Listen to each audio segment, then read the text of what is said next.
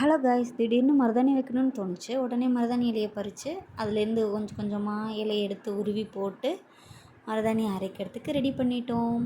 இது அரைக்கிறது ஸ்டேஜில் இருக்குது. அரைச்சதை என்னால் காட்ட முடியல. அரைச்சி காலுக்கு திடீர்னு என்னவோ மருதாணி அப்படியே எல்லாம் ஃபுல்லாக எடுத்து வச்சுக்கணுன்ட்டு காலுக்கு கைக்குன்னு எல்லாம் வச்சுக்கிட்டேன்.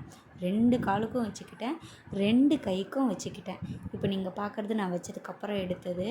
ரொம்ப காஞ்சிருச்சு பாருங்கள், எப்படி இருக்குன்னு பாருங்கள். ரொம்ப டைட்டாக இருந்துச்சு. ரொம்ப நேரம் வச்சுருந்த மாதிரி இருந்துச்சு. காலெல்லாம் பார்க்க முடியல.